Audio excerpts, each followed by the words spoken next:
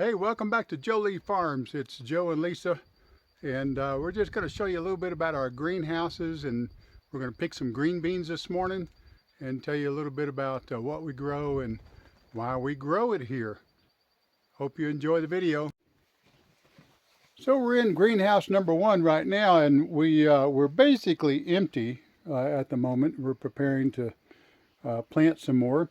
What we usually do is we plant a lot of pickling cucumbers because we sell pickles here. Pickles are a very hard product to get here in Ecuador that are worth a darn anyway. So we started selling pickles here in Vilcabamba just to kind of help out the local community. And so whenever we stop growing the pickling cucumbers, we come in and we plant a legume like the green beans, which helps add nitrogen to the soil, and it just works out very well as a rotational crop. And so you can see here we've got green beans. We plant them on a 2-week cycle, so they're not all coming in at once. And we've got them in both greenhouses right now. We'll be planting pole beans in this area very soon. You can see we got some pretty standard drip irrigation going on in here. And all this soil here we've had to pretty much make ourselves. The soil in our area is not very good. So I'm going to show you greenhouse number 2. Okay, this is greenhouse number 2. You can see right through the middle we've got some cucumbers strung up here. And these are all pickling cucumbers, in particular the Boston pickling cucumber. And so I've got these down the middle. I got green beans on the side. Some of these green beans are just about played out. We've picked them so many times. Time for them to get out here. See some powdery mildew coming up on this variety. A couple different varieties that we've got going here. We can get green bean seeds here in Ecuador, and there's nothing really wrong with them. They're not as good as maybe some of the varieties that you're used to in the US, like the Provider, or we really like the Jade too. Jade is a very nice green bean. But these here are no particular variety in mind. I mean, they don't say on the package.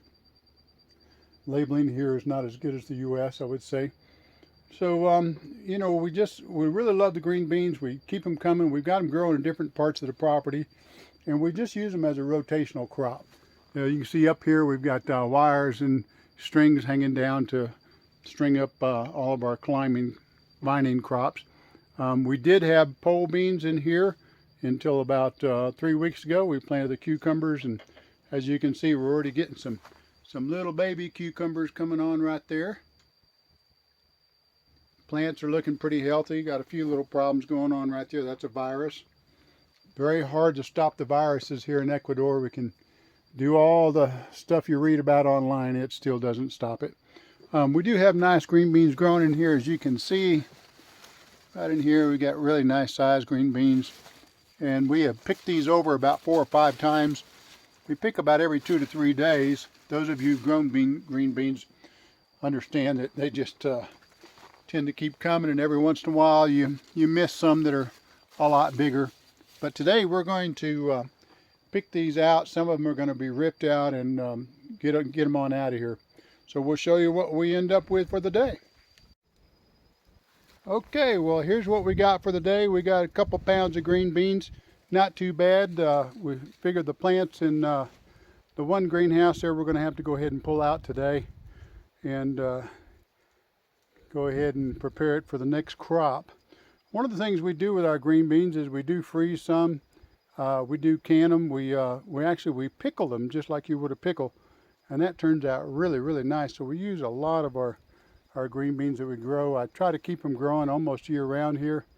Our weather is the same pretty much year round except for the windy season right now. It gets a little cool and windy at times and a little bit less sunshine. And one thing I didn't show you over here is we have dill growing that we use for our pickles.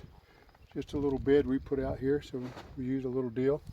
So farming and gardening here in Ecuador is just different.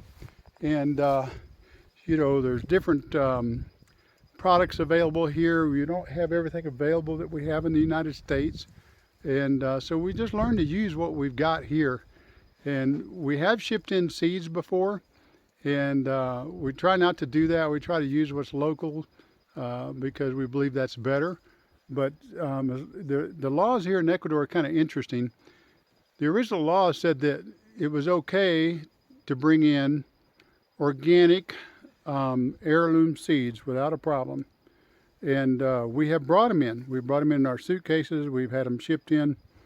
And then last year, some changes, and I'm not sure it was actually the law changed, more as the understanding of the law changed.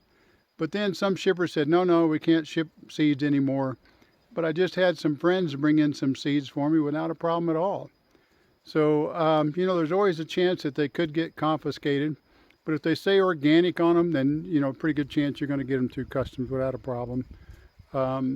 You know, just don't try to bring in 5-pound bags of them because they think you're trying to do something commercial, and that requires an import-export permit here, and you'll have to pay taxes, etc., and they could confiscate them. And they could go through, you know, the radiation process at the airport. Sometimes that does affect germination. Sometimes it really doesn't. Just depends on how you package them.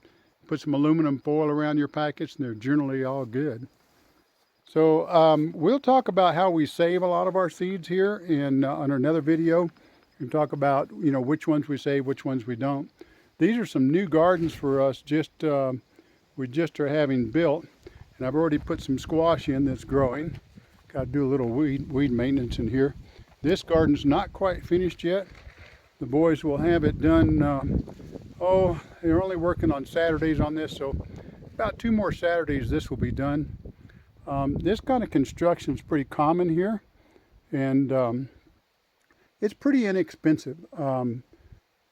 You know, you need a maestro, what they call a maestro, which is kind of the head guy. He's $30 a day, and then you got a helper that's about $20 a day.